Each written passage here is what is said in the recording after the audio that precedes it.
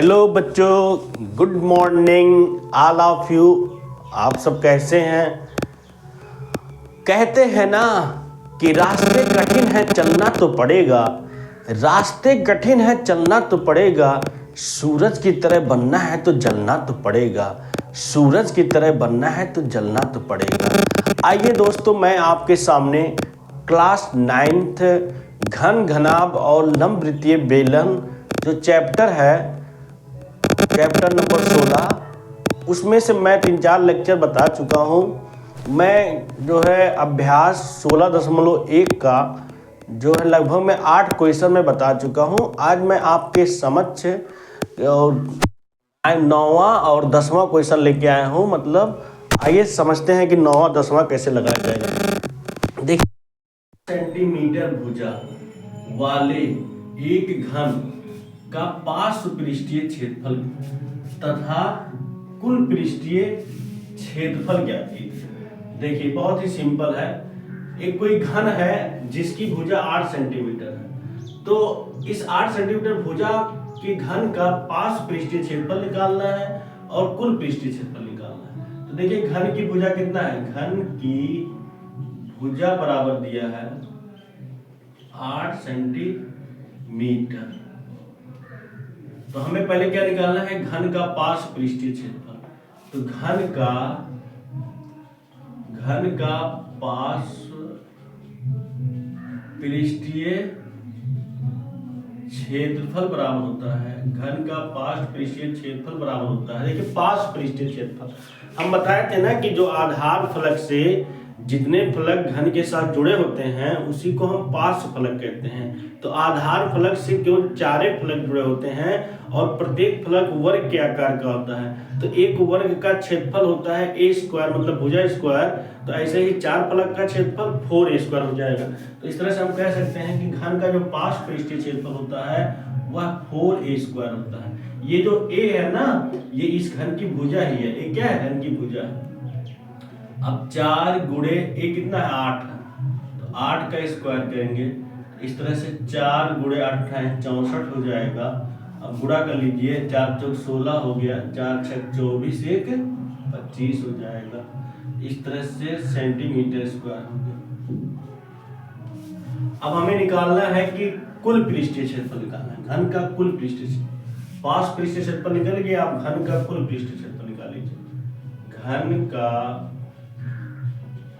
कुल पृष्ठीय क्षेत्रफल। बी नो डैट, हम जानते हैं कि घन में जो है 6 फलक होते हैं, 6 पृष्ठ होते हैं। तो कह रहा है कुल पृष्ठ का क्षेत्रफल निकालना है। तो 6 पृष्ठ है और एक पृष्ठ का क्षेत्रफल, क्योंकि देखिए घन जो होता है उसके पृष्ठ वर्ग के आकार के होते हैं। तो एक पृष्ठ का क्षेत्रफल अगर भुजा स्क्वायर मतलब a स्क्वायर है, तो ऐसे 6 पृष्ठ है तो 6a स्क्वायर हो जाएगा। तो हम कह सकते हैं कि घन का जो कुल पृष्ठीय क्षेत्रफल होता है वो 6a स्क्वायर होता है और सेंटीमीटर स्क्वायर। अब देखिए 6 गुणे a का मान कितना है? 8।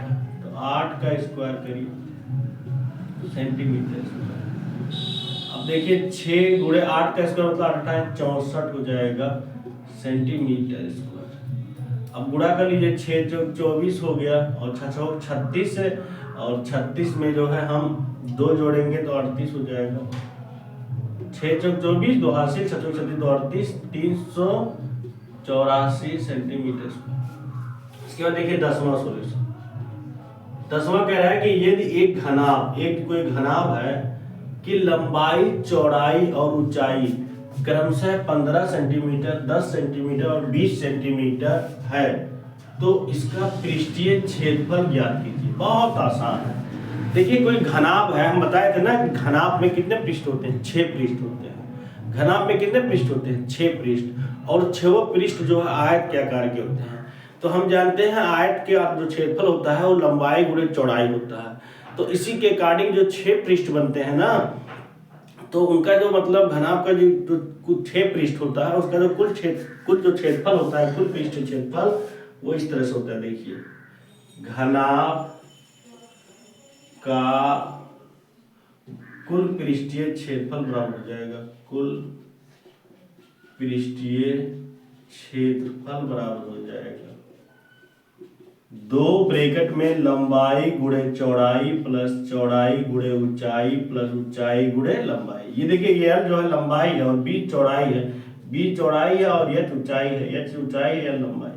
अब इसी में मान रख लीजिए, देखिए लंबाई कितना है, देखिए लंबाई दिया है ना, ये लंबाई है तो लंबाई दिया है 15 सेंटीमीटर, 15 गुणे चौड़ाई कितना दिया है, देखिए चौड़ाई है तो चौड़ाई दिया है 10 सेंटीमीटर गुणे 10 प्लस चौड़ाई 10 दिया है और ये ऊंचाई दिया है, ये ऊंचाई 20 सेंटीमीटर प्लस ऊंचाई 20 है और लंबाई कितना है 15 है।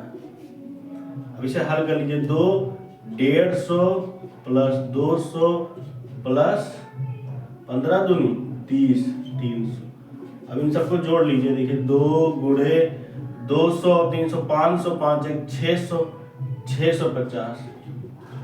अब गुणा कर लीजिए, देखिए 2 जीरो हो जाएगा, 2 पंचे 10 1 हासिल 2 छक 12 1300 सेंटीमीटर स्क्वायर हो जाएगा।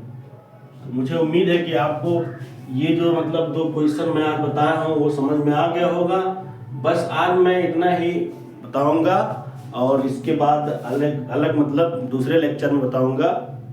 और जो लोग नहीं लिख पाए हैं या जो नोट डाउन कर रहे हैं नोट डाउन कर लें, और जिनको स्क्रीनशॉट लेना स्क्रीनशॉट ले लें। बस आज इतना ही, बहुत बहुत धन्यवाद, थैंक यू सो मच। ऐसे ही मुस्कुराते रहिए और खुश रहिए, धन्यवाद।